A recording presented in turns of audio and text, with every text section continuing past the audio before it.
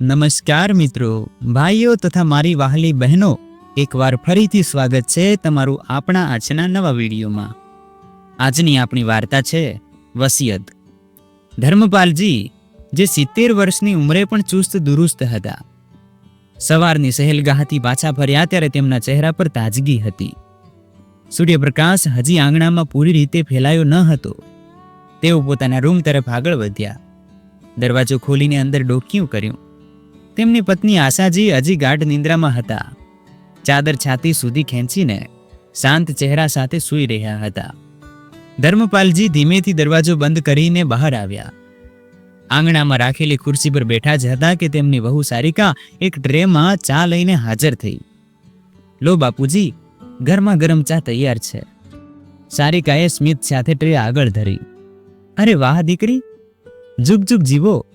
ધર્મપાલજીએ ચાનો પ્યાલો લેતા કહ્યું, હું તો હમણાં વિચારતો જ હતો કે તને ચા બનાવવાનું કહું, પણ તે તો મારા દિલની વાત મારા કહેવા પહેલા જ જાણી લીધી. દર વખતની જેમ લાગે છે કે ગયા જન્મમાં આપણો બાપ દીકરીનો સંબંધ હશે. તેમના ચહેરા પર સ્મિત હતું. સારિકા હસી, પછી બોલી, ગયા જન્મમાં કેમ બાપુજી? આ જન્મમાં પણ આપણો બાપ દીકરીનો જ સંબંધ છે. અરે હા, હા તો તે લાખ રૂપિયાની વાત કરી. ધર્મપાલજી ખડખડાટ હસ્યા. પછી ચાનો ઘૂંટ લેતા બોલ્યા, સારું વહુ, સુનિલ ક્યારે આવી રહ્યો છે? સારિકાનો ચહેરો થોડો ઉદાસ થયો. એ બાપુજી, આ વખતે તો તે ઘરે નથી આવી રહ્યા. કહેતા હતા કે કામ બહુ છે એટલે નહીં આવી શકે. ધર્મપાલજીએ ભ્રમરો ચડાવી. અરે પણ તમારા બંનેની લગ્નની વર્ષગાંઠ છે. આ પ્રસંગે તો તેણે તારી સાથે હોવું જોઈએ. પછી એક ક્ષણ રોકાઈને જાણે કોઈ યુક્તિ સૂજી હોય બોલ્યા, ચાલ કોઈ વાંધો નહીં. જો તેને સમય નથી તો તું જતી રહે. તેને સરપ્રાઈઝ આપ. તેને બહુ સારું લાગશે. ત્યાં થોડા દિવસ તેની સાથે વિતાવ. હર ફર. સારિકા ગભરાઈ. પણ બાપુજી, અહીં ઘરે... અરે બહુ, ધર્મપાલજીએ વચ્ચે જ રોક્યું. તારી પોતાની પણ કોઈ જિંદગી છે. લગ્નની વર્ષગાંઠ સારી રીતે ઉજવો. નહીં તો અહીં તો આખો દિવસ તું કામમાં જ લાગેલી રહે છે. થોડું પોતાના માટે પણ જીવો. સુનિલ સાથે સમય વિતાવો. ત્યારે જ આશાજી રૂમમાંથી બહાર નીકળ્યા. અરે, આ કયા જવાની વાત થઈ રહી છે? તેમણે આંગણામાં પગ મૂકતા પૂછ્યું. કંઈ નહીં ભાગ્યવાન, ધર્મપાલજીએ હળવા હાસ્ય સાથે જવાબ આપ્યો. હું તો બસ વહુને કહેતો હતો કે જો સુનિલ નથી આવી રહ્યો તો આ જતી રહે. તેને સરપ્રાઈઝ આપવા. તેને પણ તો ખુશી થશે પોતાની પત્નીને જોઈને. આશાજીએ સારિકા તરફ જોયું અને કહ્યું, સારિકા બહુ, મારા માટે થોડું ગરમ પાણી તો લઈ આવ. જેવી સારિકા રસોડામાં ગઈ, આશાજીએ ધર્મપાલજી તરફ જોઈને કહ્યું, તમે પણ ખરા છો. જો વહુ જતી રહેશે તો ઘરનું કામ કોણ કરશે? પહેલાની વાત તો જુદી હતી. હવે મારાથી આટલું કામ નથી સંભળાતું. ધર્મપાલજીએ હસતા હસતા જવાબ આપ્યો, અરે ભાગ્યવાન, હું છું ને. જ્યારે વહુ નહોતી ત્યારે પણ આપણે બંને મળીને બધું કામ કરી લેતા હતા. અને હવે તો બંટી પણ 5 વર્ષનો થઈ ગયો છે. એવા તે કયા કામ આવી ગયા? આશાજીએ ભ્રમરો તાણીને કહ્યું, શું બંટીને પણ આપણે સંભાળીશું? ધર્મપાલજીએ ફરી હસી મજાક કરી. અરે, ક્યારેક દીકરા વહુને પણ મોજ મસ્તી કરવાનો મોકો આપો. જોયું નહીં કેટલા મહિના થઈ ગયા સુનિલને ઘરે આવ્યા? સારિકાની પણ તો કેટલીક ઈચ્છાઓ હશે ને પોતાના પતિ સાથે ફરવાની, સમય વિતાવવાની. સારિકાનું મન મૂંઝવણમાં હતું. એક તરફ સુનિલ પાસે જવાની ખુશી હતી, જે બેંગ્લોરની ભાગદોડ ભરી જિંદગીમાં પોતાના કામમાં ડૂબેલો હતો, અને બીજી તરફ ઘરની જવાબદારીઓ તેને રોકી રહી હતી. તે જાણતી હતી કે તેની ગેરહાજરીમાં સાસુમાં આશાજીને ઘર સંભાળવામાં તકલીફ પડશે. રસોડાથી લઈને બંટીની દેખભાળ સુધી બધો બોજ આશાજી પર આવી જતો. આ જ વિચારીને તેણે જવાની ના પાડી દીધી. બાપુજી, તમારી વાત તો સાચી છે, પણ માને એકલા હાથે આટલું બધું કામ કેવી રીતે થશે? ધર્મપાલજીએ ખુરશી પર ટેકો લેતા ચાનો છેલ્લો ઘૂંટ લીધો અને હસીને કહ્યું, અરે બહુ, તું કઈ 1 વર્ષ માટે થોડી જાય છે? અઠવાડિયા 10 દિવસમાં શું ફરક પડી જશે? અને પછી હું તો છું ને. તારી સાસુ હવે વૃદ્ધ થઈ તો શું, 2 રોટલી તો બનાવી જ લેશે. બાપુજી, તમે પણ ખરા છો. સારિકા હસી પડી, પણ તેનું મન હજી પૂરી રીતે તૈયાર નહોતું. ધર્મપાલજીએ તેની ખચકાટ પારખી લીધી. તેઓ જાણતા હતા કે સારિકાની ઈચ્છા તો સુનિલ પાસે જવાની છે, પણ ઘરની જવાબદારી તેને રોકી રહી છે. સુનિલ, તેમનો દીકરો, જે ક્યારેક આ જ શહેરમાં નોકરી કરતો હતો. તે સમયે પગાર થોડો ઓછો હતો, પણ પરિવાર સાથે હતો. પછી લગ્નના 1 વર્ષ પછી જ નોકરીમાં બઢતી મળી અને સાથે મળી બદલી પણ, બેંગ્લોર. ત્યાર પછી સુનિલ બેંગ્લોર જતો રહ્યો. ત્યારે સારિકા ગર્ભવતી હતી અને સુનિલે તેને અહીં જ છોડી દીધી, જેથી માની છત્રછાયામાં તેની દેખભાળ સારી રીતે થઈ શકે. પછી બંટીનો જન્મ થયો. તેને સંભાળવામાં જ દિવસો પસાર થવા લાગ્યા.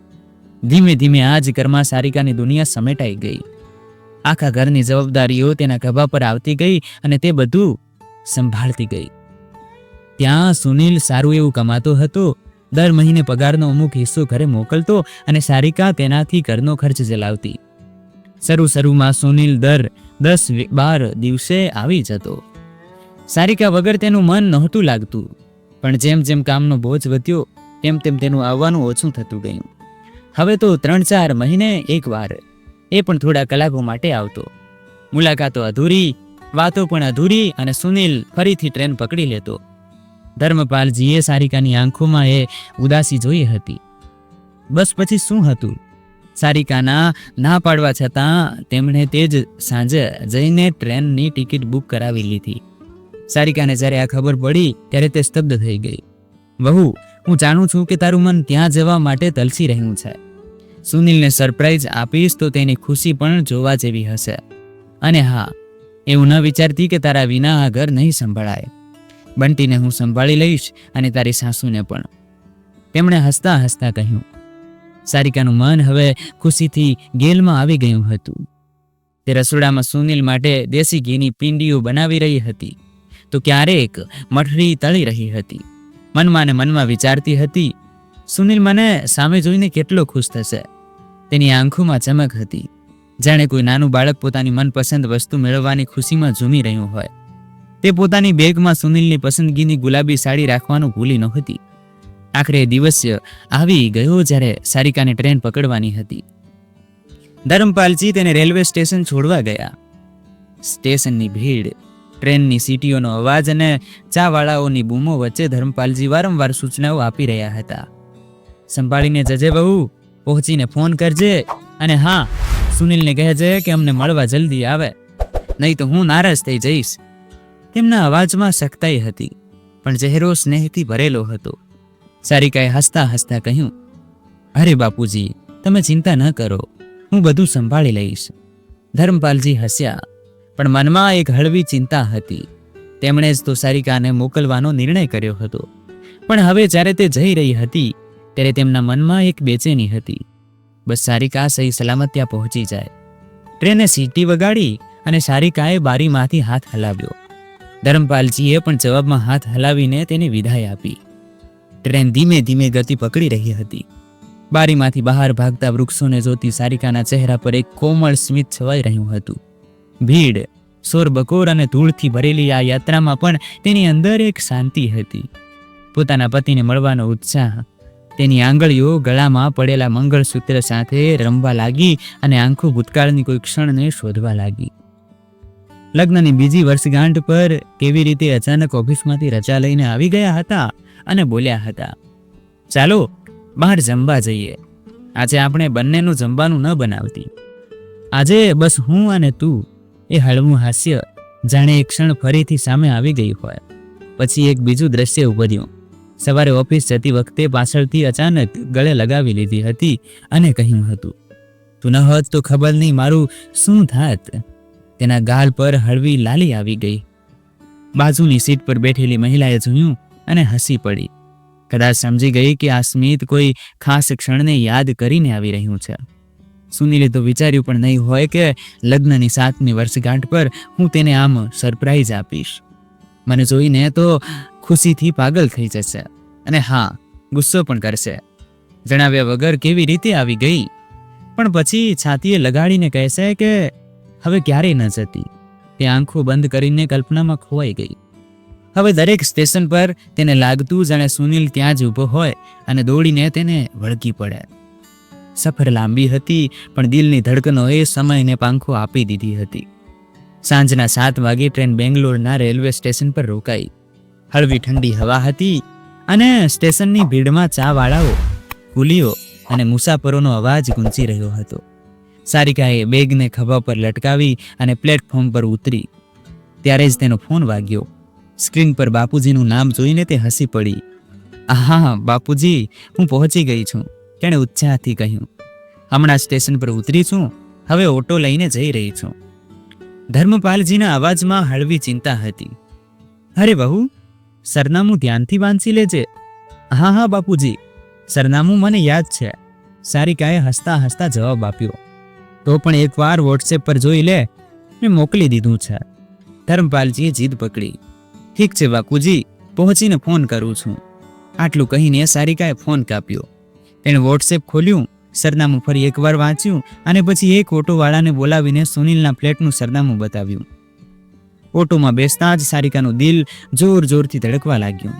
તે વિચારી રહી હતી કે જ્યારે સુનિલની સામે હશે ત્યારે તે કેવું રિએક્ટ કરશે. શું તે મને જોઈને ચીસ પાડી ઉઠશે કે પછી મને બાહોમાં ભરી લેશે? તેણે વિચાર્યું. બેંગ્લોરના રસ્તાઓની રોનક, ઊંચી ઊંચી ઇમારતો અને ચમકતી લાઇટો તેને એક અલગ જ દુનિયામાં લઈ આવી હતી. આ શહેર સુનિલનું હતું અને હવે તે તેની દુનિયામાં પગ મૂકવા જઈ રહી હતી. ઓટો એક મલ્ટી સ્ટોરી બિલ્ડિંગ સામે રોકાઈ. સારિકાએ પૈસા ચૂકવ્યા અને બેગ ખભા પર લટકાવીને લિફ્ટ તરફ આગળ વધી. તેનું દિલ હવે વધુ તેજીથી ધડકી રહ્યું હતું. લિફ્ટમાં ઊભા રહીને તેણે પોતાના ચહેરાને એકવાર અરીસામાં જોયો. પોતાનો મેકઅપ ઠીક કર્યો અને પરફ્યુમ છાંટ્યો. લિફ્ટમાંથી ઉતરીને તે સુનિલના ફ્લેટના દરવાજા સુધી પહોંચી. દરવાજા પર લાગેલી નેમ પ્લેટ પર સુનિલ શર્મા લખેલું હતું. ચહેરા પર સ્મિત ફેલાવીને તેણે દરવાજાની ઘંટડી વગાડી. થોડીવાર પછી દરવાજો ખુલ્યો. સારિકાના દિલની ધડકનો તે ક્ષણે થંભી ગઈ હતી જ્યારે જોયું કે સામે સુનિલ ઊભો હતો. તેની આંખોમાં આશ્ચર્યની ચમક હતી, પણ એ ચમક એવી નહોતી જેવી સારિકાએ પોતાની કલ્પનાઓમાં જોઈ હતી. સુનિલની આંખો ફાટેલી હતી, હાથ પગ ઠંડા પડી ગયા હતા અને તે પથ્થર જેવો જડ ઊભો હતો, જાણે તે કોઈ ભૂતને જોઈ રહ્યો હોય. સારિકા? તેના અવાજમાં હેરાની હતી. સારિકા તેની હાલત જોઈને હળવું હસી. જોયું, ચોંકાવી દીધા ને તમને? તેણે હળવા સ્મિત સાથે કહ્યું, પણ તેના અવાજમાં એક અકથ્ય બેચેની હતી. હવે આટલા હેરાન કેમ ઊભા છો? અરે બાબા, આ સપનું નથી, સાચું છે. તમારી પત્ની તમારી સામે ઊભી છે. સુનિલે કંઈક કહેવા માંગ્યું, પણ તેનો અવાજ ગળામાં જ અટકી ગયો. સારિકા, તું અહીં? તેનો અવાજ કાંપી રહ્યો હતો, જાણે કોઈ તોફાન તેની અંદર મચી રહ્યું હોય. સારિકાના મનમાં હવે એક હળવી ગભરાટ થવા લાગી હતી, કારણ કે સુનિલની આંખોમાં ખુશીની જગ્યાએ ડર દેખાઈ રહ્યો હતો. ત્યારે અંદરથી એક તીવ્ર, બેફિકર અવાજ ગુંજ્યો. સુનિલ, દરવાજે કોણ છે? સારિકાનું દિલ એક ક્ષણ માટે જાણે ધડકવાનું જ બંધ થઈ ગયું. એ અવાજ અજાણ્યો હતો, પણ તેમાં એક અજીબ અધિકાર હતો. એ પહેલા કે સારિકા કંઈ સમજી શકે, તે યુવતી બેડરૂમમાંથી નીકળીને દરવાજા સુધી પહોંચી. તેણે હળવા વાદળી રંગની નાઇટી પહેરી હતી, વાળ ખુલ્લા હતા અને ચહેરા પર એક બેફિકર સ્મિત હતું. અરે યાર, શું વાત છે? કોણ છે આ સ્ત્રી? તેણે સારિકા તરફ જોતા કહ્યું. સારિકાની નજર તે યુવતી ઉપર ટકી ગઈ. ખૂબસૂરત ચહેરો અને નાજુક કાયા, પણ તેના અવાજમાં એક અજીબ ગર્વ હતો. જી, તમે કોણ છો અને શું કામ છે તમને અમારી પાસેથી? તેણે સારિકાને સવાલ કર્યો, જાણે તે આ ઘરની માલકીન હોય. સારિકા માટે આ ક્ષણ કોઈ ખરાબ સપનાથી ઓછી નહોતી. તે સ્તબ્ધ ઊભી હતી. તેની જીભ જાણે તાળવે ચોંટી ગઈ હતી. એ પહેલા કે તે કંઈ બોલી શકે, તે યુવતી ફરી બોલી, ઓહ, સમજી ગઈ, તું કોઈ સેલ્સ ગર્લ્સ છે ને? હે ને? કંઈક વેચવા આવી છે, પણ અમારે કંઈ નથી ખરીદવું, જા અહીંથી. કહેતા તેણે દરવાજો બંધ કરવાની કોશિશ કરી. સારિકાનું ગળું રૂંધાઈ ગયું, પણ તેણે પોતાની જાતને સંભાળી. 1 મિનિટ, તેના અવાજમાં હવે એક તેજી હતી. હું કોઈ સેલ્સ ગર્લ્સ નથી અને ન તો કંઈ વેચવા આવી છું. તેણે ઊંડો શ્વાસ લીધો, જેણે પોતાની બધી હિંમત એકઠી કરી રહી હોય. પછી તેણે તે યુવતીની આંખોમાં જોઈને કહ્યું, પહેલા તમે જણાવો, તમે કોણ છો અને અહીં શું કરી રહ્યા છો? યુવતીએ ભ્રમરો ચડાવી. કમાલ છે, અમારા ઘરે આવીને અમને જ પૂછી રહી છે કે અમે કોણ છીએ. બહાર નેમ પ્લેટ જોઈ, સુનિલ શર્મા. આ છે સુનિલ શર્મા. તેણે સુનિલ તરફ ઇશારો કર્યો. અને હું તેમની પત્ની છું. તે એક વાક્ય સારિકાની દુનિયાને તહસ નહસ કરી દીધી. જમીન જાણે તેના પગ નીચેથી સરકી ગઈ. તેની આંખોમાંથી આંસુ વહેવા લાગ્યા અને માથું ચકરાવા લાગ્યું. તે સુનિલ તરફ જોવાની હિંમત નહોતી કરી શકતી. તેનું મન ચીસું પાડવા માંગતું હતું, પણ ગળું સુકાઈ ગયું હતું. સુનિલે તેની તરફ જોયું. તેની આંખોમાં હવે સ્પષ્ટપણે અપરાધ ભાવ દેખાઈ રહ્યો હતો. સારિકા, મારી વાત સાંભળ, તેણે કાંપતા અવાજે કહ્યું. પણ સારિકાના કાનમાં હવે કંઈ જ સંભળાતું ન હતું. તેની સામે એ બધી રાતો, એ બધા દિવસો નાચવા લાગ્યા, જ્યારે તે સુનિલની રાહ જોતી હતી. બંટીને છાતીએ લગાવી સાસુ સસરાની સેવામાં દિવસ રાત એક કરી દેતી હતી અને થાકી હારી પથારીમાં સૂતી અને સુનિલના એક કોલની રાહ જોતી હતી.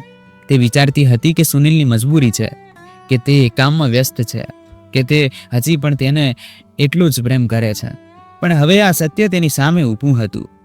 એક એવું સત્ય જેણે તેના 7 વર્ષના સંબંધને એક ક્ષણમાં વેરવિખેર કરી દીધો હતો. સારિકાએ પોતાની જાતને કોઈક રીતે સંભાળી. તેની આંખો ધૂંધળી થઈ રહી હતી, પણ તે અજાણી યુવતી સામે નબળી પડવા માંગતી નહોતી. તું તેની પત્ની? તેણે તૂટેલા અવાજે કહ્યું. પણ તેની નજર હવે સુનિલ પર હતી. સુનિલ, આ સાચું છે. સુનિલનો ચહેરો પડી ગયો. તે કંઈક બોલવા માંગતો હતો, પણ શબ્દો જાણે તેનો સાથ છોડી ગયા હતા. સુનિલ હવે આગળ વધ્યો, ગભરાયેલો. સારિકા, મારી વાત સાંભળ. શું સાંભળું? સુનિલ, શું કંઈ કહેવા સાંભળવા જેવું બચ્યું છે હવે? હંમેશા એક જ વાત કહેતા હતા, વ્યસ્ત છું, હમણાં કામ છે. તો આ કામ હતું તારું? અરે સાંભળ તો સારિકા, તે ફરી બોલ્યો. પણ સારિકાએ વાત કાપી નાખી. ન બોલ, કારણ કે હવે કંઈ પણ સાંભળવાની તાકાત મારામાં નથી બચી. સારિકાની આંખોમાંથી આંસુ હવે ગાલ પર નહીં, પણ તેની આત્મા પર પડી રહ્યા હતા. દરેક ટીમ્પુ તેના વિશ્વાસ, તેના સપના અને 7 વર્ષના એ લગ્નને ચૂર કરી રહ્યું હતું, જેને તેણે પોતાની જિંદગીનો આધાર માન્યો હતો. તે ઉલટા પગે ફરી, લથડતા પગલે જેમ તેમ લિફ્ટ સુધી પહોંચી. પાછળથી તે અજાણી છોકરીનો તીવ્ર અને કર્કશ અવાજ સંભળાઈ રહ્યો હતો. કોણ હતી એ? સુનિલ, કહે ને, આ સારિકા નામની સ્ત્રી કોણ છે? સુનિલનો કાંપતો અવાજ આવ્યો. હું તને બધું સમજાવું છું. અને પછી દરવાજો બંધ થવાનો અવાજ સારિકાના કાનમાં જાણે છિદ્ર પાડી ગયો. લિફ્ટની અંદર ઊભેલી સારિકા કોઈ બીજી જ દુનિયામાં હતી. તેની આંખો રડી રહી હતી, પણ દિલ ચીસો પાડી રહ્યું હતું. એક એવી ચીસ જે બહાર નહોતી નીકળી શકતી. શું આ એ જ સુનિલ હતો જેના માટે તેણે પોતાની જિંદગીના દિવસ રાત કુરબાન કરી દીધા હતા? તે કાંપી રહી હતી. ત્યારે જ ફોન ફરી વાગ્યો. સ્ક્રીન પર બાપુજીનું નામ હતું. સારિકાએ એક ક્ષણ ફોનને જોયો. તેનું મન થયું કે તે બધી વાત જણાવી દે, ફૂટીને રડી પડે, બાપુજીની સામે પોતાનું દર્દ ઠાલવી દે. પણ પછી તેણે વિચાર્યું, શું બાપુજી આ આઘાત સહન કરી શકશે? તે સુનિલને બહુ પ્રેમ કરતા હતા. નહીં, આ સત્ય તેમના માટે વાવાઝોડું બની જશે. તેણે કાંપતા હાથે ફોન કાપી નાખ્યો અને લિફ્ટમાંથી બહાર નીકળી. આ તરફ ધર્મપાલજી વારંવાર ફોનની સ્ક્રીન જોઈ રહ્યા હતા. આખરે વહુ ફોન કેમ નથી ઉપાડી રહી? ચહેરા પર ચિંતાની રેખાઓ ઘેરી બની રહી હતી. દિલ જાણે કોઈ અણબનાવનો સંકેત આપી રહ્યું હતું. તેમણે ફરી એકવાર સારિકાનો નંબર ડાયલ કર્યો, છતાં કોઈ જવાબ ન મળ્યો. હવે તેમને બેચેની થવા લાગી. ખબર નહીં વહુ પહોંચી પણ છે કે નહીં. ક્યાંક રસ્તામાં કંઈક. તેમની વિચારસરણી અધૂરી રહી અને આંગળીઓ કાંપતી સુનિલનો નંબર ડાયલ કરવા લાગી. ફોન વાગ્યો અને થોડી વાર પછી સુનિલનો અવાજ આવ્યો. હેલો બાપુજી. દીકરા, સારિકા બેંગ્લોર આવી રહી હતી. તારી પાસે પહોંચી ગઈ કે? એ ફોન નથી ઉપાડી રહી. ધર્મપાલજીના અવાજમાં ગભરાટ સ્પષ્ટ દેખાઈ રહ્યો હતો. સુનિલ એક ક્ષણ માટે સ્તબ્ધ થઈ ગયો. પછી જૂઠાણાની ચાદર ઓઢીને બોલ્યો, ઓહો બાપુજી, હું તો અત્યારે શહેરમાં નથી. મીટિંગ માટે ચેન્નઈ આવવું પડ્યું. 1 અઠવાડિયું હજી અહીં જ રહીશ. કદાચ સારિકા પહોંચી હોય, પણ મારી તેની સાથે હજી વાત નથી થઈ. ધર્મપાલજીને કંઈક અજીબ તો જરૂર લાગ્યું, પણ તેમણે કંઈ ન કહ્યું. ઠીક છે દીકરા, ધ્યાન રાખજે. વહુ સાથે વાત થાય તો કહેજે. હું બહુ પરેશાન છું. બીજી તરફ સારિકા ભારે પગલે બિલ્ડિંગમાંથી બહાર નીકળી. પાંપડો પર આંસુ હતા. સામે પાર્ક દેખાયો. તે ત્યાં જઈને એક બાંકડા પર બેસી ગઈ અને પછી ફૂટી ફૂટીને રડી પડી. ક્યાં ભૂલ થઈ મારાથી? શું મારું સમર્પણ, મારો ત્યાગ બધું નકામું હતું?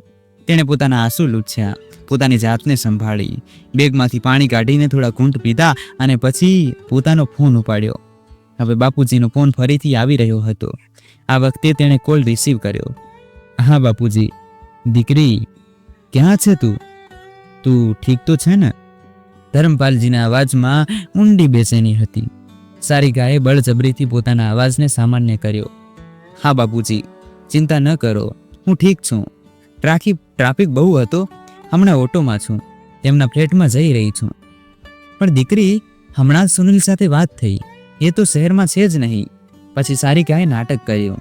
ઓહ, એ શહેરમાં નથી. તે ક્ષણે સારિકાની આંખો ભરાઈ આવી.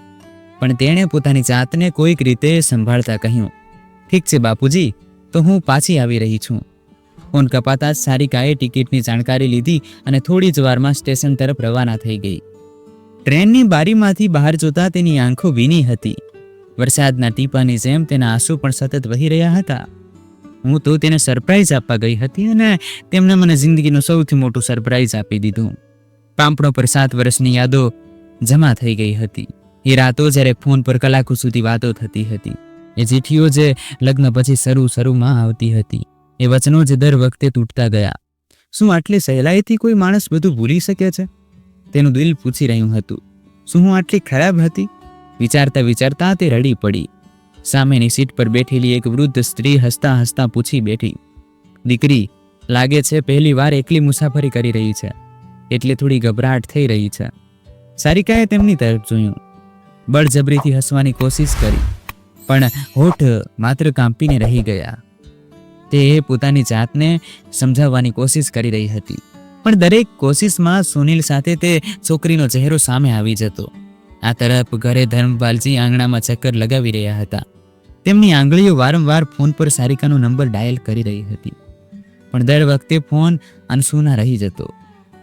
આ વહુ ફોન કેમ નથી ઉપાડી રહી? તેમની બેચેની વધતી જતી હતી. આશાજી રસોડામાંથી બહાર નીકળ્યા અને તેમને ફરતા જોઈને વરસી પડ્યા. મેં તો ના પાડી હતી. શું ખબર હતી તેને એકલી બેંગ્લોર મોકલવાની? તમને તો સરપ્રાઈઝ આપવાની પડી હતી ને. મારો દીકરો ત્યાં આખો દિવસ આરામ થોડી કરે છે. આખા ઘરની જવાબદારી તેના ખભા પર છે. દિવસ રાત મહેનત કરે છે. બિચારાને સારી રોટલી પણ નસીબ ન થતી હોય. ધર્મપાલજીએ માથું ચૂકાવ્યું. અરે ભાગ્યવાન, મેં તો વિચાર્યું હતું કે વહુને ખુશી મળશે. સુનિલને જોઈને તેનું મન હળવું થઈ જશે. તેમના અવાજમાં પસ્તાવો હતો, પણ સાથે એક ભોળપણ પણ. ખુશી? આશાજીએ કટાક્ષ કર્યો. હવે જુઓ, ન તો વહુ ફોન ઉપાડી રહી છે, ન તો સુનિલ. તેમની વાતોમાં ચિંતા હતી, પણ ધર્મપાલજીને ઠપકો આપવાનો મોકો પણ છોડી રહી નહોતી. બીજી સવારે જ્યારે ટ્રેન પોતાના શહેરના રેલવે સ્ટેશન પર રોકાઈ, સારિકા પ્લેટફોર્મ પર ઉતરી. તેની આંખો રડી રડીને સૂજી ગઈ હતી. ચહેરો થાક અને દર્દથી ભરેલો હતો. તેણે એક ઓટો લીધી અને ઘર તરફ ચાલી પડી. ઘરે પહોંચતા જ ધર્મપાલજી અને આશાજીને જીવમાં જીવ આવ્યો. અરે વહુ, આવી ગઈ તું? ધર્મપાલજીએ દરવાજે જ તેને પૂછ્યું. બધું ઠીક છે ને દીકરી? તેમની આંખોમાં રાહત હતી, પણ સારિકાની સૂજેલી આંખો જોઈને તેમનું દિલ ધક રહી ગયું. આશાજીએ પણ તેને ધ્યાનથી જોઈ અને તરત જ બોલ્યા, જો તને મોકલતા પહેલા આ સાહેબે સુનિલ સાથે એકવાર વાત કરી લીધી હોત તો આ તકલીફ ન થતી. સારિકાએ સાસુની વાત સાંભળી અને મનમાં વિચાર્યું, હા, જો બાપુજીએ ફોન કરી લીધો હોત તો કદાચ મને આ તકલીફ ન થતી. પણ પછી સત્ય પણ તો સામે ન આવતું. હું તો આખી જિંદગી તે ધોકેબાજના જૂઠાણામાં જીવતી રહેતી. તેનું મન કડવાશ અને દર્દથી ભરાઈ ગયું હતું, પણ તેણે ચહેરો સામાન્ય રાખવાની કોશિશ કરી. શું વિચારી રહી છે વહુ? તબિયત તો ઠીક છે ને? અને આ શું, તું રડી હતી કે? તેની આંખોમાં ઝાંકતા આશાજી બોલ્યા. સારિકાએ જલ્દીથી આંખો લૂંછી. કંઈ નહીં માજી, બસ થાકી ગઈ છું, જઈને થોડો આરામ કરું છું. આટલું કહીને તેણે બેગ ઉપાડી અને પોતાના રૂમ તરફ આગળ વધી.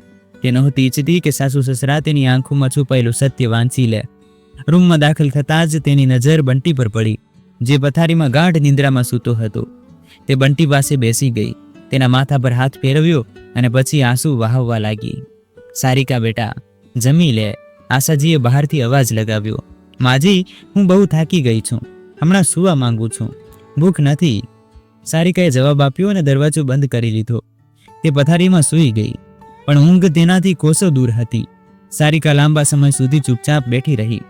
રૂમમાં બંધ ખામોશી તેના મનમાં શોરથી ભારે હતી. મન તો થતું હતું કે હમણાં ને હમણાં આ ઘર છોડી દઉં, બધું પાછળ છોડીને ક્યાંક દૂર નીકળી જાઉં.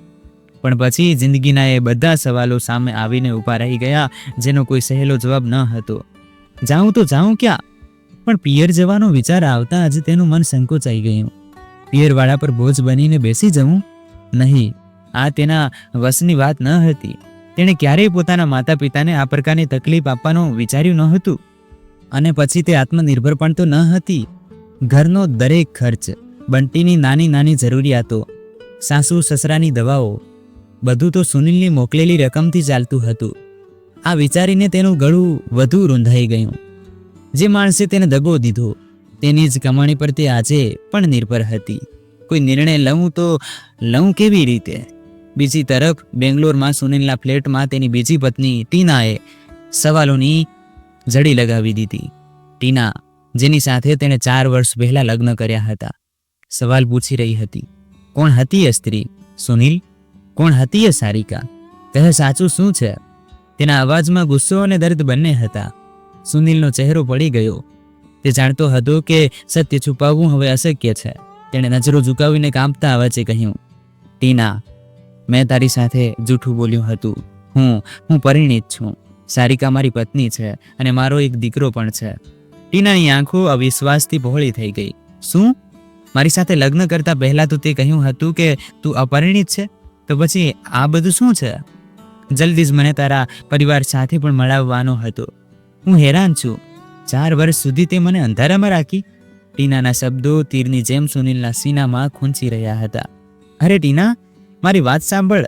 હું માત્ર તને પ્રેમ કરું છું. એ છોકરી તો પરિવારવાળાઓએ જબરદસ્તી મારા ગળે બાંધી હતી. મારો વિશ્વાસ કર, મારા દિલમાં જો કોઈના માટે જગ્યા છે તો એ તું છે. સુનિલે તેને મનાવવાની કોશિશ કરી. ત્યાર પછી ટીના કંઈ ન બોલી. પણ હવે તે ચિંતામાં પડ્યો હતો. ક્યાંક સારિકાએ ઘરે પહોંચીને બધી વાત મા બાપુજીને કહી દીધી તો? નહીં, મારે જલ્દી ઘરે જવું પડશે. એકવાર ઘરે ગયો તો સારિકાને પણ જેમ તેમ મનાવી જ લઈશ. ખબર નહીં ક્યાંથી વિચાર આવ્યો તેને પણ સરપ્રાઈઝ આપવાનો. સારા ભલા દિવસો પસાર થઈ રહ્યા હતા. ન સારિકા અહીં આવતી અને ન આ બધું તમાશો થતો. બીજી બપોરે સુનિલ ઘર માટે નીકળી પડ્યો. જ્યારે સુનિલ ઘરે પહોંચ્યો, આશાજી તેને જોઈને ખુશીથી ઝૂમી ઉઠ્યા. અરે દીકરા, તું આવી ગયો. તેમણે તેને ગળે લગાવ્યો અને બંને અંદર આવ્યા. પણ ધર્મપાલજીની નજરો સુનિલ પર ટકી ગઈ. દીકરા, તું તો 1 અઠવાડિયા માટે ગયો હતો ને? આટલું જલ્દી કેવી રીતે પાછો આવ્યો? તેમના અવાજમાં શંકાની હળવી છાયા હતી. સુનિલે હળવું હસવાની કોશિશ કરી. નજરો ચોરતા તે બોલ્યો, એ બાપુજી, મારું કામ જલ્દી પૂરું થઈ ગયું હતું તો વિચાર્યું કે તમારા બધાને મળવા આવી જાઉં. પણ ધર્મપાલજીનું મન કંઈક બીજું જ કહી રહ્યું હતું. છતાં તેમણે કંઈ ન કહ્યું, બસ ધીમેથી ગરદન હલાવી. સુનિલ દીકરા, ચાલ પહેલા હાથ મું ધોઈ લે. હું વહુને જમવાનું બનાવવાનું કહું છું. થાકી ગયો હોઈશ ને? સારિકા વહુ, જો તો સુનિલ આવ્યો છે, આશાજીએ અવાજ આપ્યો. પણ આશાજી અને ધર્મપાલજી હેરાન હતા. જે સારિકા દરેક વખતે સુનિલના પાછા ફરતા સ્મિત સાથે પાણી, ચા અને મનપસંદ જમવાનું તૈયાર કરતી હતી, તે આજે પોતાના રૂમમાંથી બહાર પણ ન નીકળી. આશાજીએ ફરી અવાજ લગાવ્યો, સારિકા બહુ, સાંભળે છે? સુનિલ ભૂખ્યો હશે, તેને જમાડીશ નહીં? કેટલીક સેકન્ડ સુધી કોઈ જવાબ ન આવ્યો. પછી રૂમનો દરવાજો ખુલ્યો અને થાકેલી, ફિક્કી, નિશ્ચિત સારિકા બહાર આવી. કંઈ પણ બોલ્યા વિના રસોડામાં ચાલી ગઈ. થોડી જ વારમાં ટેબલ પર જમવાનું લાગી ગયું. કારેલાનું શાક અને કોળું. આશાજીએ થાળીમાં નજર નાખી અને ભડકી પડ્યા. આ શું બનાવ્યું છે વહુ? સુનિલ આવ્યો છે અને તું કારેલા બનાવી રહી છે? હંમેશા તો તેની પસંદનું જમવાનું બનાવતી હતી, આજે શું થયું છે? સારિકા ચૂપ રહી. ન કોઈ સ્પષ્ટતા કરી, ન કોઈ ફરિયાદ. અને સુનિલ, જેણે જિંદગીભર ક્યારેય કારેલાને હાથ પણ નહોતો લગાવ્યો, આજે કોઈ શબ્દ બોલ્યા વિના થાળી ઉઠાવી લીધી. કડવા કારેલા સાથે ચૂપચાપ રોટલી ખાઈ ગયો. ધર્મપાલજી બધું જોઈ રહ્યા હતા. તેમનું મન હજી પણ શંકામાં હતું. કંઈક તો જરૂર થયું છે જે અમારી નજરોથી છુપાયેલું છે. સારિકા વહુ ક્યારેય આવી ન હતી. થોડી વાર પછી સારિકા બધું કામ પતાવીને રૂમમાં પાછી ફરી તો સુનિલ બંટીને ખોળામાં લઈને ત્યાં જ બેઠો હતો. જેવી સારિકા અંદર આવી, સુનિલે બંટીને સુવડાવીને ધીમેથી તેનો હાથ પકડ્યો. સારિકા, મારી સાથે વાત કેમ નથી કરી રહી? હું માનું છું કે મેં ખોટું કર્યું છે. એના માટે તું જેટલી વાર કહીશ હું માફી માંગવા તૈયાર છું. પણ સારિકાએ પોતાનો હાથ છોડાવી લીધો. ઠંડી નજરે તેને જોયું. પછી કંઈ પણ બોલ્યા વિના રસોડા તરફ ચાલી ગઈ. સુનિલ સ્તબ્ધ ઊભો હતો. આ તરફ ધર્મપાલજીની નજરો સુનિલ અને સારિકા વચ્ચેના એ અદૃશ્ય અંતરને ભેદભાવની કોશિશ કરી રહી હતી. તે સમજી ચૂક્યા હતા કે આ કોઈ સામાન્ય મતભેદ ન હતો. સુનિલની બનાવટી મુસ્કાન અને સારિકાની ચૂપકી તેમના મનમાં સવાલોનું ઝાડું ગૂંથી રહી હતી. સાંજ ઢળતા ઢળતા ધર્મપાલજીએ સુનિલ અને સારિકાને પોતાની પાસે બોલાવ્યા. પોતાની ખુરશી પર બેઠેલા ધર્મપાલજીના અવાજમાં ગંભીરતા હતી, પણ તેમાં એક પિતાનો સ્નેહ પણ સ્પષ્ટ દેખાઈ રહ્યો હતો. સુનિલ દીકરા, સારિકા વહુ, હું જોઈ રહ્યો છું કે તમારા બંને વચ્ચે કંઈક ઠીક નથી. સારિકાનું વર્તન સુનિલના આવ્યા પછી બિલકુલ બદલાઈ ગયું છે. અને સુનિલ, તું પણ પહેલા જેવો નથી રહ્યો. હું જાણું છું કે તમારા બંને વચ્ચે કંઈક થયું છે, પણ એ નથી જાણતો કે શું થયું છે. સાચે સાચું કહો, બેંગ્લોરમાં શું થયું હતું? સારિકાએ નજરો ઝુકાવી રાખી. તેનું મન થતું હતું કે તે બધી સચ્ચાઈ ઠાલવી દે, પણ સુનિલની હાજરી તેને રોકી રહી હતી. તેનું ગળું રૂંધાયેલું હતું અને આંખો ભીની. એ પહેલા કે તે કંઈ બોલી શકે, સુનિલે હળવું હસવાની કોશિશ કરી. બાપુજી, તમે ખોટા પરેશાન થઈ રહ્યા છો. બધું ઠીક છે. તેના અવાજમાં બનાવટી બેફિકરાઈ હતી, પણ સત્ય છુપાવવાની કોશિશ કરતા તેના હાથ કાંપી રહ્યા હતા. સારિકાની ખામોશી હવે તૂટી ચૂકી હતી. તેણે માથું ઊંચું કર્યું અને દ્રઢ સ્વરમાં બોલી, નહીં બાપુજી, કંઈ પણ ઠીક નથી. પછી તેણે બધું સત્ય બયાન કરી દીધું. બેંગ્લોરમાં જ્યારે તે સુનિલના ફ્લેટમાં પહોંચી હતી ત્યારે શું શું થયું એક એક વાત તેણે જણાવી દીધી. દરેક શબ્દ સાથે આંગણામાં સન્નાટો ફેલાતો ગયો. ધર્મપાલજીના પગ નીચેથી જમીન સરકી ગઈ. તેમની આંખો અવિશ્વાસથી ફાટી ગઈ, જાણે કોઈ ખરાબ સપનું સાચું થઈ ગયું હોય. આશાજી, જે પાસે જ ઊભા હતા, પોતાના કાન પર વિશ્વાસ નહોતા કરી શકતા. તેમનો ચહેરો પીળો પડી ગયો અને હાથ કાંપવા લાગ્યા. આ તે શું કર્યું સુનિલ? ધર્મપાલજીનો અવાજ કાંપી રહ્યો હતો. તેમના દિલને કોઈ ઊંડો ઘા લાગ્યો હતો. મારા દીકરાએ મારી વહુ સાથે આવો દગો કર્યો? સુનિલે માથું ઝુકાવીને કહ્યું, બાપુજી, એવું કંઈ નથી. આ બધું બસ એક ગેરસમજ છે. તેના અવાજમાં હળવી ગભરાટ હતી, પણ તે હજી પણ સત્યને ટાળવાની કોશિશ કરી રહ્યો હતો. આશાજીએ પોતાના દીકરા તરફ જોયું. તેમનું મમતાળું દિલ હજી પણ સુનિલને બચાવવાની કોશિશમાં હતું. હા વહુ, તું કેમ તારા પતિ પર ખોટો આરોપ લગાવી રહી છે? તેમણે તીખા સ્વરમાં કહ્યું. મારો દીકરો દિવસ રાત મહેનત કરે છે, આ ઘરને પાળે છે, તેને સારી રોટલી પણ નસીબ નથી થતી, અને તું તેના પર આવા આરોપ લગાવી રહી છે? ધર્મપાલજીએ આશાજી તરફ જોયું. તેમની આંખોમાં ગુસ્સો અને દુઃખ એક સાથે ઉમટી રહ્યા હતા. તો શું આશા, સારિકા બહુ ખોટું બોલી રહી છે? તેમના અવાજમાં એક અનોખી દ્રઢતા હતી. મને મારી વહુ પર પૂરો ભરોસો છે. આટલા વર્ષોથી તેણે પૂરા સમર્પણથી આ ઘરને સંભાળ્યું છે, બંટીને ઉછેર્યો, અમારી સેવા કરી. હું તેના સ્વભાવને જાણું છું, તે જૂઠું ન બોલી શકે. આશાજીએ દલીલ કરવાની કોશિશ કરી. અરે તો શું થયું? જો થઈ પણ ગઈ મારા દીકરાથી ભૂલ, આગળથી સુધરી જશે. પણ આમાં વાતનું વતેસર બનાવવાની શું જરૂર છે? તેમના અવાજમાં હજી પણ મમતા હતી, પણ ક્યાંક ને ક્યાંક તે સત્યને નજરઅંદાજ કરવાની કોશિશ કરી રહી હતી. ધર્મપાલજીનો ચહેરો સખત થઈ ગયો. આ ભૂલ નહીં, ગુનો છે આશા, અને તું આ ગુના પર પડદો પાડી રહી છે. તેમણે સુનિલ તરફ જોયું. તેમની આંખો ગુસ્સાથી લાલ હતી. દીકરા, તે આવું કેવી રીતે કરી દીધું? તારી પત્ની, તારા દીકરા, તારા પરિવાર સાથે આવો દગો? અચાનક સુનિલનો ગુસ્સો ભભૂકી ઉઠ્યો. ઓહ બાપુજી, તો તમે આ સ્ત્રીની તરફદારી કરી રહ્યા છો? તેણે તીખા સ્વરમાં કહ્યું. યાદ રાખજો, આ ઘરનો ખર્ચ હું ચલાવું છું, સારિકા નહીં. આ ગામડીયણ સ્ત્રી તમને બેસાડીને જમાડી ન શકે. સારિકાની આંખો આંસુઓથી ભરાઈ ગઈ, પણ તેણે પોતાની જાતને સંભાળી. સારું રહેશે બાપુજી કે હું જ મારા દીકરાને લઈને આ ઘરેથી ચાલી જાઉં. હવે મારા માટે અહીં રહેવું યોગ્ય નથી. હું મારા દીકરાને આ માણસની કમાણી પર ન પાડી શકું જે કોઈ બીજી સ્ત્રી સાથે સંબંધ રાખ્યા છે. સુનિલનો ગુસ્સો હવે વધુ ભડક્યો. હા, રાખ્યો છે મેં બીજી સ્ત્રી સાથે સંબંધ. તે ચીસો પાડી ઉઠ્યો. શું કરી લઈશ તું? તારા જેવી તુચ્છ સ્ત્રી માત્ર ઘરે બેસીને આંસુ જ વહાવી શકે છે. તેના શબ્દો આંગણામાં તીરની જેમ ગુંજ્યા. સારિકાનું દિલ જાણે ચીરાઈ ગયું. પણ એ પહેલા કે તે કંઈ કહી શકે આશાજીનું લોહી ઉકળી ઉઠ્યું. તે ઝડપથી આગળ વધી અને જોરદાર તમાચો પોતાના દીકરાના ગાલ પર જડી દીધો. શું કહ્યું તે? તુચ્છ સ્ત્રી? અરે તુચ્છ હરકત તો તે કરી છે. તેમના અવાજમાં હવે મમતા નહીં પણ એક માનો ગુસ્સો હતો. મને લાગ્યું હતું કે તને તારી ભૂલનો પસ્તાવો છે, પણ તારી વાતો સાંભળીને તો એવું નથી લાગતું કે તું સુધરવાનો છે. તું તો છાતી ઠોકીને આપણા બધાની સામે આવી વાતો કરી રહ્યો છે. શરમ આવે છે મને તને મારો દીકરો કહેતા. આંગણામાં સન્નાટો છવાઈ ગયો. ધર્મપાલજીની આંખો ભીની હતી પણ તેમના અવાજમાં હજી પણ દ્રઢતા હતી. સારિકા દીકરી, તું ક્યાંય નહીં જાય. જો કોઈને આ ઘર છોડીને જવાનું છે તો એ આ બેશરમ જશે. સુનિલે એક ક્ષણ માટે પોતાના માતા પિતાને જોયું. તેને વિશ્વાસ નહોતો થઈ રહ્યો કે તેઓ બંને તેની જગ્યાએ સારિકાનો સાથ આપી રહ્યા છે. સુનિલનો ગુસ્સો અને ગર્વ હવે તેની જીભ પર સવાર હતો. તીખા અવાજમાં તે બોલ્યો, ઠીક છે, રાખી લ્યો આ ગામડિયાને તમારી પાસે. હું પણ જોઉં છું મારા પગાર વગર આ ઘરનું ગુજરાન કેવી રીતે ચાલે છે. મારી બીજી પત્ની આ ગામની સ્ત્રી કરતાં ક્યાંય વધુ ભણેલી ગણેલી અને સુંદર છે. હવે હું તેની સાથે જ રહીશ. આ ઘરના કોઈ પણ સભ્ય સાથે મારો કોઈ સંબંધ નથી. આટલું કહીને તે પોતાની બેગ તરફ વધ્યો. થોડાક કપડાં ઠૂંસ્યા અને ગુસ્સામાં ઘરેથી નીકળી ગયો. પાછળ છોડી ગયો એક તૂટેલું પરિવાર અને પોતાના ચૂંટાણાનો બોજ. આશાજી ખુરશી પર ઠળી પડ્યા. તેમની આંખોમાં આંસુ હતા પણ હવે તે પોતાના દીકરાની ભૂલને નજરઅંદાજ ન કરી શકતા.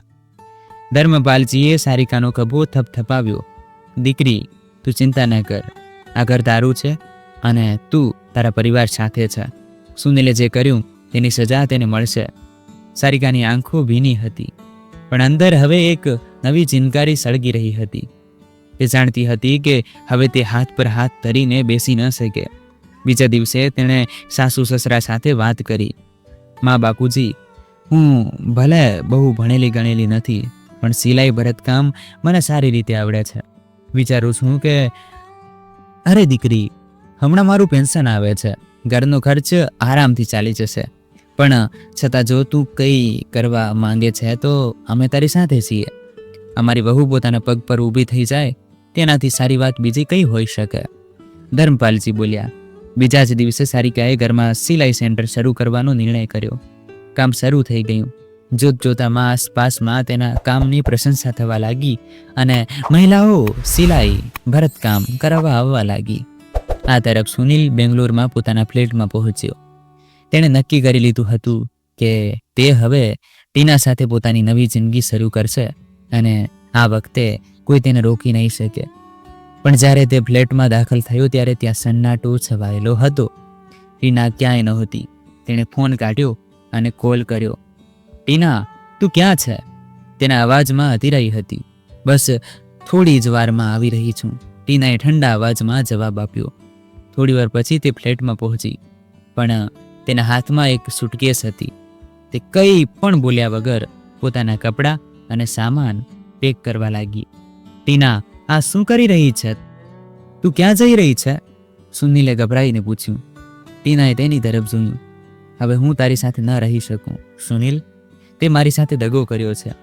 અરે નહીં ટીના, માત્ર તારી ખાતર મેં મારી પહેલી પત્ની સારિકાને છોડી દીધી છે. ત્યાં સુધી કે મારા બધા ઘરવાળાઓ સાથે પણ બધા સંબંધો તોડી દીધા છે. હવે આપણી સાથે રહેવાથી કોઈને કોઈ વાંધો નહીં હોય. પણ મને વાંધો છે સુનિલ. જે માણસ પોતાના ઘરવાળાઓનો ત્યાં સુધી કે પોતાના બાળકોનો પણ ન થઈ શક્યો એ મારો શું થશે? તેના અવાજમાં તીખાશ હતી પણ ક્યાંક ને ક્યાંક એક ઊંડો અપરાધ ભાવ પણ. ટીના, મારી વાત સાંભળ. હું તને પ્રેમ કરું છું. સુનિલે તેને મનાવવાની કોશિશ કરી. પ્રેમ? ટીનાએ કટાક્ષ કર્યો. તને પ્રેમનો મતલબ પણ ખબર છે? તે ચીસો પાડી ઉઠી. તેને વિશ્વાસ નહોતો થઈ રહ્યો કે અજાણતામાં તે કોઈનો સુહાગ ઉજાડવાના પાપમાં ભાગીદાર બની ગઈ હતી. સુનિલે ગુસ્સામાં તેનો હાથ પકડવાની કોશિશ કરી. ટીના, મને છોડીને ન જા, હું બધું ઠીક કરી દઈશ. પણ ટીનાનું ધૈર્ય હવે જવાબ દઈ ચૂક્યું હતું. તેણે ઝટકાથી તેનો હાથ છોડાવ્યો અને જોરદાર તમાચો સુનિલના ગાલ પર જડી દીધો. શું ખાક ઠીક કરી દઈશ? તે તો મારી જિંદગી બરબાદ કરી દીધી. તેની આંખોમાં આંસુ હતા, પણ ચહેરો ગુસ્સાથી તમતમી રહ્યો હતો. તેણે પોતાની બેગ ઉઠાવી, બધો સામાન પેક કર્યો અને ગુસ્સામાં બહાર નીકળી ગઈ. જતા જતા તેણે કહ્યું, હવે તો હું તને કોર્ટમાં મળીશ. તે મારી સાથે જે કર્યું તેનો હિસાબ તો તારે આપવો પડશે. સુનિલ પોતાનું માથું પકડીને સોફા પર ઢળી પડ્યો. ઘરમાં ફેલાયેલી ખામોશી તેને અંદરથી તોડી રહી હતી. તે એકલો હતો. મુશ્કેલીઓ હવે તેને ચારે બાજુથી ઘેરી ચૂકી હતી. બીજી તરફ સારિકાના સિલાઈ સેન્ટરનું કામ જોર પકડવા લાગ્યું તો ધર્મપાલજીએ પોતાના ગામની જમીનનો એક હિસ્સો વેચીને સારિકાના નામે બજારમાં એક દુકાન ખરીદી લીધી, જે સારિકાએ બુટીક ખોલી લીધું. પોતાની મદદ માટે 2 છોકરીઓને રાખી લીધી અને જોતજોતામાં વધુ પ્રગતિ થવા લાગી. આશાજી પણ હવે પોતાની વહુનો સાથ આપવા લાગ્યા હતા. ઘરના કામ અને બંટીની જવાબદારી બધા મળીને સંભાળી રહ્યા હતા. દિવસો આમ જ પસાર થતા ગયા. એક દિવસ ધર્મપાલજીએ પોતાના વકીલને ઘરે બોલાવ્યા અને વસિયત લખાવી. તેમણે વસિયતમાં લખાવ્યું કે તેમની અને તેમની પત્નીના મૃત્યુ પછી તેમની બધી જમીન અને જાયદાદ પર સારિકા અને બંટીનો હક હશે. વસિયત વાંચીને સારિકાની આંખોમાંથી જરજર આંસુ વહેવા લાગ્યા. તેણે કહ્યું, બાપુજી, ગમે તે હોય, પણ સુનિલ તમારા દીકરા છે અને તમે તેમને જ તમારી પ્રોપર્ટીમાંથી બેદખલ કરી રહ્યા છો. નહીં દીકરી, આજે વાત દીકરા અને વહુની નહીં, સાચા અને ખોટાની છે. અમારું વૃદ્ધાવસ્થામાં ધ્યાન રાખવું અમારા દીકરાની જવાબદારી હતી, પણ તે તો પોતાની જવાબદારીઓથી મોટું ફેરવી ગયો ને.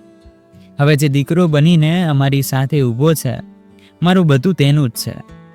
આ તરફ બેંગ્લોરમાં સુનિલ પાસે એક દિવસ કોર્ટની નોટિસ પહોંચી. વાંચતા જ તેના પગ નીચેથી જમીન સરકી ગઈ. ટીનાએ તેના પર છેતરપિંડીનો કેસ કર્યો હતો. તેનો ગર્વ, તેનું જૂઠાણું, તેનું અભિમાન હવે તેને બરબાદીના આરે પહોંચાડી ચૂક્યા હતા. હવે તે બિલકુલ એકલો પડી ચૂક્યો હતો. સુનિલની હાલત હવે ધોબીના કૂતરા જેવી થઈ ચૂકી હતી, જે ન ઘરનો રહ્યો ન ઘાટનો. તો મિત્રો, તમને શું લાગે છે, ધર્મપાલજીએ જે નિર્ણય લીધો શું તે સાચો હતો? તમારો અભિપ્રાય કોમેન્ટ બોક્સમાં જરૂર લખો. જો વાર્તા પસંદ આવી હોય તો વિડીયોને લાઈક કરો, ચેનલને સબસ્ક્રાઈબ કરો. વાર્તાને અંત સુધી સાંભળવા બદલ તમારો ખૂબ ખૂબ આભાર. અને એકવાર ફરી કહી દઉં મિત્રો કે આપણી ચેનલને સબસ્ક્રાઈબ અવશ્ય કરી લેજો અને કોમેન્ટમાં જય શ્રી કૃષ્ણ તમારે લખવું જ પડશે. જય હિન્દ, જય ભારત.